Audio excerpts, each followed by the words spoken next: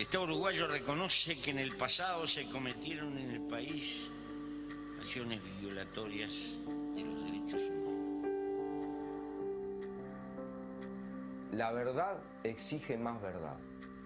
No hay forma de parar la verdad. La verdad hace que la gente se replantee las cosas.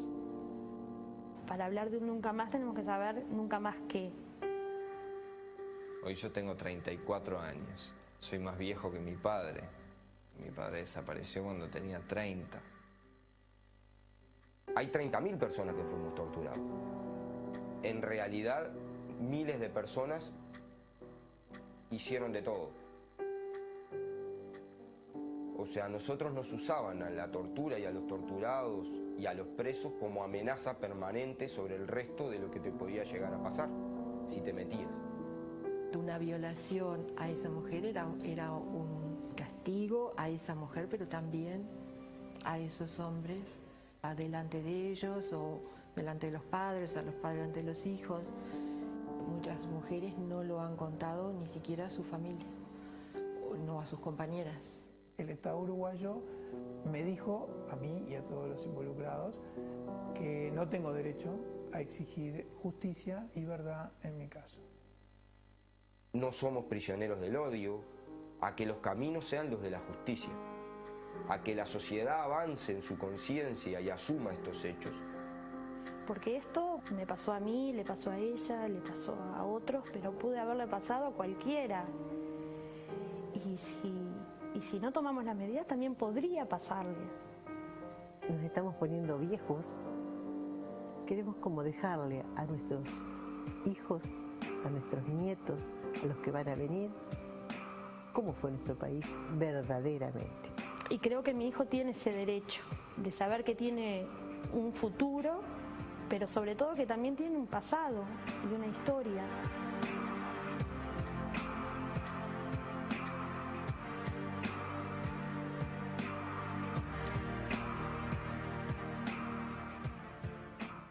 Muy bien, este spot que estábamos viendo es parte de una coproducción entre el Centro por la Justicia y el Derecho Internacional y el New Media Advocacy Project. Son dos organizaciones internacionales que se contactaron con hijos y bueno, sugirieron hacer estos proyectos, los dirigieron ellos. Para hablar de esto estoy con Valentina Señat, justamente de hijos, y es correcto lo que decía, ¿no? Son dos organizaciones internacionales que deciden impulsar esta campaña. Exactamente, esto sucede el año pasado a partir de la sentencia de la Corte Interamericana. Ellos vinieron en ocasión de que se realizaba el acto en el que el Estado asumía su responsabilidad frente a ese delito. Y bueno, y ellos generaron dos videos con la idea de... Ellos manejan un concepto...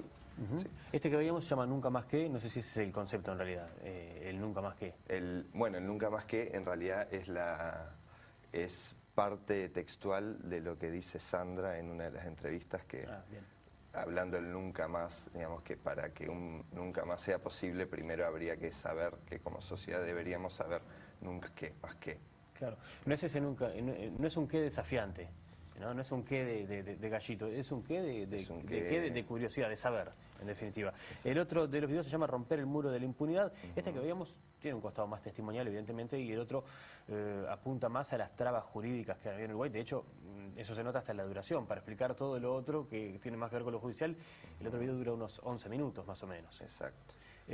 ¿Por qué le interesa a estas organizaciones internacionales? ¿Qué les dicen ellos como motivo para venir a Uruguay a apoyar esta campaña? Bueno, yo creo que Uruguay desde ya hace un tiempo está un poco en la mira de la comunidad internacional, por lo menos de aquella comunidad internacional sensible respecto a los derechos humanos y que ya tienen una cultura más cercana a lo que el derecho internacional proclama, ¿no? Nosotros, en ese sentido, venimos con muchos años de impunidad que se ha ido desilvanando de a poquito. Se han ido dando pasos que nosotros muchas veces consideramos que no es desde el sistema político que se han generado, sino que, bueno, más bien desde lo social se ha impulsado y se ha exigido y de alguna manera se han ido logrando algunos algunos avances en este tema muy tímidos. Obviamente que hoy también estamos ante un nuevo escenario con lo que pasó. Sí, te iba a preguntar en realidad cómo se tomó desde hijos, cómo tomás vos personalmente las resoluciones de la Suprema Corte, tanto el traslado de la jueza Mariana Mota como el tema de la ley interpretativa de la caducidad. Yo creo incluso que en lo último, lo de la ley interpretativa, hay dos cosas. Una es interpretar la ley interpretativa, digamos, y la otra es lo de proclamar los delitos de la dictadura como delitos comunes. Creo que eso es distinto incluso a la inconstitucionalidad, ¿no? Pero bueno, no sé cómo lo ves vos. Sí, a nosotros las dos resoluciones de la Suprema Corte nos sorprendieron muchísimo. Lo de Mariana Mota, si bien es algo muy puntual, nosotros lo leemos como un mensaje hacia la interna de los jueces y por lo tanto una señal muy negativa, ya que bueno, digamos, el Poder Judicial recién en estos últimos años ha comenzado a desplegar y a mostrar un reflejo de querer, digamos, actuar con respecto a los delitos de la dictadura. Y la segunda sentencia, desde el punto de vista simbólico, conceptual y jurídico, es mucho más grosera y mucho más fuerte. Es totalmente absurda, digamos, que uno de los argumentos vaya por el lado de que un delito como la desaparición, como la apropiación o la violación sean considerados lícitos por el simple hecho de que en aquel momento no estaban tipificados como crímenes, es un absurdo de una talla tan alta que a nosotros realmente nos sorprende. Es como ir a decirle al pueblo judío que, bueno, en realidad lo que pasa es que lo del nazismo no fueron crímenes de guerra, porque en ese momento la figura de crimen de guerra no existía. Claro, o sea, parecería que el mismo nivel de absurdo, ¿no? Sí, como que el buen jurista sería el que logra tener, digamos, una imaginación tan perversa como para imaginarse los crímenes que aún todavía no existen. O sea, es totalmente inaudito. Así que... Bien, eso, digamos, esos son como consideraciones de lo de la Suprema Corte. Sí. Quiero volver al tema del video. Apareces tú en este video que estábamos compartiendo, en el Nunca Más Que. Es un trabajo testimonial. Hay una cosa que me interesa a nivel humano. ¿Cómo, digamos, está claro que todos quienes están en hijos, desde el momento que están, o la inmensa mayoría, está claro que tienen alguna vinculación más o menos directa con desaparecidos, pero de ahí a pasar a decirlo explícitamente y en un medio, y que quede para la posteridad en las redes sociales, que lo pasamos en televisión y todo ese tipo de cosas, hay un tipo de exposición de lo que son los dolores de uno y de la tragedia familiar que es distinto. ¿Cómo se vive eso? ¿Se pesa tomar la decisión y cómo se vive después de que uno dice, bueno, pero estoy exponiendo mi historia desde un lugar muy fuerte? Sí, vivimos un poco como con esa contradicción. En realidad, desde que nosotros nos agrupamos como hijos, siempre vivimos nuestra historia como una situación muy del ámbito íntimo y privado.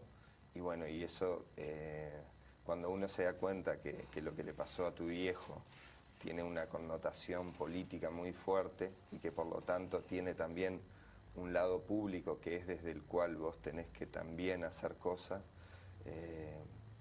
se te hace, bueno, muy difícil transitar como esa doble vía, ¿no? Pero lo asumimos prácticamente como una obligación porque creemos que también lo que pasó acá en el Uruguay y más para las generaciones nuevas, si de alguna manera no logramos hacerlo carne en la gente, mostrarlo en casos concretos, vamos a estar muy lejos de poder generar una sensibilidad acorde a lo que nosotros pretendemos. Hay una cuestión interesante cuando hablas de generar una sensibilidad, porque digamos, las sociedades necesitan asimilar lo que pasó, evidentemente, para construir su futuro. Ahora, hay cosas que son más fáciles de asimilar que otras. Voy a poner un ejemplo estúpido. Es más fácil asimilar que un equipo de fútbol que representa a un país pierda una final de un campeonato. Eso, sí, la gente se malhumora un día y sigue, pero es algo que está dentro de la lógica. Asimilar que dentro de una propia sociedad estuvieron pasando las atrocidades que pasaron y que la gente miró para el costado, a la sociedad le pesa de una manera distinta. Este tipo de spots, de videos, buscando contar historias, buscan por otro lado tratar de lograr esa empatía, que la gente entienda que que detrás del concepto desaparecidos y del concepto torturados hay historias de carne y hueso que afectaron en aquel momento, que hubo personas que perdieron la vida, pero además afectan al día de hoy y a generaciones nuevas. Ya no solo a las madres que buscan, sino también a los hijos que dicen, bueno, pero yo quiero que haya justicia. ¿Es parte de una estrategia? Sí, yo creo que sí. Por un lado, estos videos yo creo que tienen el valor de que son generados por gente que no es del Uruguay, y que se interesó por lo que acá sucede y de alguna manera es su lectura de lo que sucede acá en Uruguay. Entonces eso también lo convierte en algo muy interesante. Y por otro, el nosotros poder transmitir lo que sucedió nos parece clave, digamos, para el futuro, ¿no? Esto que decías de asimilar es cierto, digamos, pero nosotros también lo pensamos en un sentido inverso, que es, bueno, si nosotros no logramos en la sociedad mostrar lo más horrendo que desde el Estado se hizo en alguna oportunidad, ¿cómo vamos a poder posicionarnos frente a hechos de repente menos horrorosos o menos terribles? Entonces, la desaparición forzada, que fue algo que acá sucedió y que de algún modo sigue sucediendo, porque bueno, nosotros insistimos en que los desaparecidos siguen aún desaparecidos. Por eso muchas veces no entendemos la idea o la discusión de la prescripción, cuando en realidad estamos hablando de algo que tiene vigencia. Un delito que se sigue cometiendo. Que tiene vigencia. Pero a nosotros nos parece que poder mostrar eso, o sea, si nosotros pudiéramos hacer una gran película de lo que históricamente nos ha tocado vivir, hoy no habría necesidad de explicar determinadas cosas. Nosotros tenemos esa sensación o esa certeza, más que nada. ¿Me dejás meterme en tu vida sin espíritu morboso? ¿Vos llegaste a conocer a tu padre? No, mi padre desaparece cuando yo tenía 6 meses. ¿Y cómo te enterás vos o sea, cómo te dice tu familia, cómo le dice una familia a un niño muy chiquito y que de repente va al jardín de infantes y ve que los compañeros tienen al papá y a la mamá y dice, no, mira, tu papá no está, pero además no está, y le explica los por qué? ¿Cómo te lo transmiten a vos? Bueno, mi madre se refugia conmigo, ni bien sucede, y salimos casi que de manera expeditiva a Francia, y ahí es donde me crié los primeros años. Y yo siempre supe que mi padre era desaparecido, o disparu, como decían. Pero para mí eso era un término sin mucho significado. Digamos, en realidad yo no tenía padre y bueno, y si me preguntaban, yo automáticamente respondía que mi padre era desaparecido. Pero sin procesarlo, digamos, como una respuesta automática de lo que habías escuchado y lo retransmitías. Totalmente. Recién en la adolescencia empezabas como a buscarle el sentido a esa palabra, y más que buscarle el sentido a esa palabra, tratar de entender por qué no tenías padre, ¿no? ¿Y cuándo lográs entender de alguna manera, bueno, la historia de tu viejo, lo que había pasado? ¿Cuándo lográs darle sentido al disparu? Y bueno, yo creo que si bien los hijos todos hemos tenido procesos muy distintos, en algunos puntos nuestras historias se confluyen, y ahí es donde nos sentimos muy identificados también. Yo creo que eso comenzó ya en la época de la adolescencia tardía, que también de alguna manera, y no casualmente, coincide con la formación de hijos. O sea, yo tenía 19 años en el año 96, cuando los hijos empezamos a llamarnos casi que espontáneamente para poder juntarnos y hablar de nuestras historias, que en sí el principio de nuestro grupo tuvo que ver con eso, con poder... casi terapéutico, digamos. Sí, era un grupo terapéutico, totalmente. ¿En algún momento desaparece el dolor? Yo creo que el dolor vos lo convertís en cosas, ¿no? Y eso es lo que de alguna manera te hace sentir bien, ¿no? O sea, poder no quedarte solamente con la parte negativa de lo que te pasó.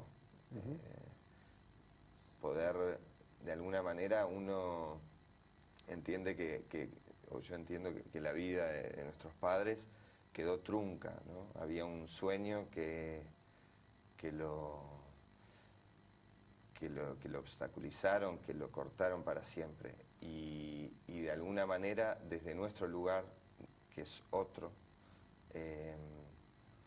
podemos como continuar ese camino, ¿no?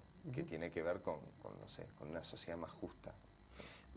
Está pensando que en Uruguay la bandera del tema de los derechos humanos, en los temas vinculados a la época de la dictadura, fue básicamente tomada por el Frente Amplio y no tanto por los partidos tradicionales, más allá de algún hecho puntual o alguien que se sumaba puntualmente, digamos que orgánicamente el tema fue como que se hubiera en algún punto partidizado. ¿Eso fue negativo para la búsqueda de la justicia, que el tema se haya partidizado? En definitiva, los derechos humanos no tienen bandera política, no son ni de izquierda ni de derecha, son del ser humano en general. Sí, yo creo que este tema, si se partidiza, no es bueno. Nosotros creemos que puede haber una concepción ideológica detrás de muchos de estos temas, pero es distinto a que esté partidizado. Y creo que la conciencia que tenemos que hacer colectivamente o que tenemos que ir generando colectivamente no puede dividirse caprichosamente en banderas políticas. Obviamente que no. ¿Cuál es el plan llamémosle el plan de acción? Hijos no va a bajar los brazos por esta resolución de la Suprema Corte, supongo, por lo menos. ¿Cuál es el plan de acción futuro? ¿Qué están pensando hacer? ¿Por dónde se puede seguir en esta búsqueda de justicia? Bueno, esto establece de alguna manera cierta crisis, ¿no? Porque desde el punto de vista institucional es difícil saber cómo seguir. Por un lado, los jueces pueden seguir actuando, aludiendo a la sentencia de la Corte Interamericana. Esta ley interpretativa, de hecho, no tiene por qué ser utilizada por los jueces. Pero ahí hay un tema de voluntad política y de cabeza o de nueva cabeza que nosotros creemos que se estaba empezando a gestar en el Poder Judicial, que no sabemos realmente si va a tender hacia eso o no. Entonces, nosotros por lo pronto, bueno, nuestra estrategia es poder desde el movimiento social o de las organizaciones de derechos humanos, poder pensar estrategias juntos, no actuar de forma atomizada y seguir tratando de mostrarle a la gente que esto no es un tema viejo, sino que es un tema que nos afecta a todos y que nos afecta hacia el futuro. Lo último, ¿están preparando un evento para el 3 de abril? Sí, los organizadores y los realizadores de los spots, que hasta ahora lo que hicieron fue el lanzamiento virtual, quieren hacer un lanzamiento real, entre comillas. De todas maneras, seguramente la fecha sea el 18 de abril. Se corrió de acuerdo a la primera información que yo tenía. Bueno, cuando esté la fecha entonces lo difundiremos como responde. Valentín Enseñat, muchísimas gracias por esta visita y el apoyo para la búsqueda que se viene para adelante. Muchas gracias. Nosotros nos vamos a una pausa, ya vuelve Gonzalo y se suma Soledad. Yo podría haberlo hecho mejor, vos podrías acercarte a mí. Yo intuía que nos estamos poniendo viejos. Queremos como dejarle a nuestros hijos, a nuestros nietos, a los que van a venir, cómo fue nuestro país verdaderamente. Y creo que mi hijo tiene ese derecho de saber que tiene un futuro, pero sobre todo que también tiene un pasado y una historia.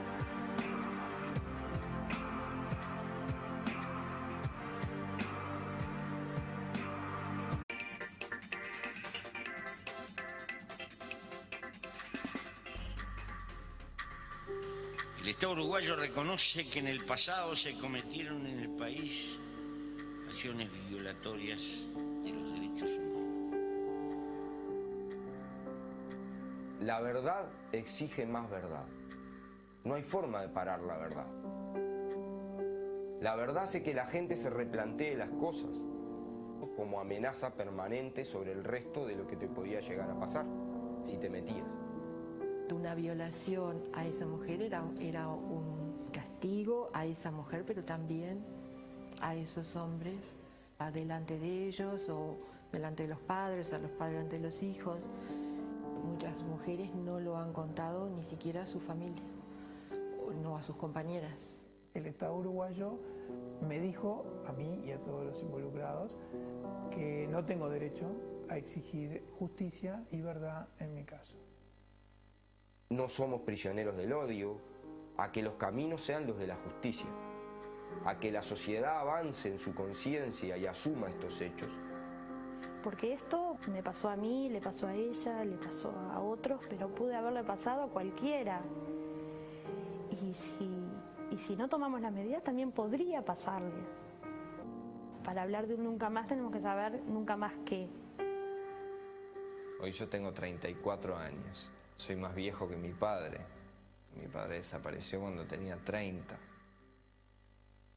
Hay 30.000 personas que fuimos torturados.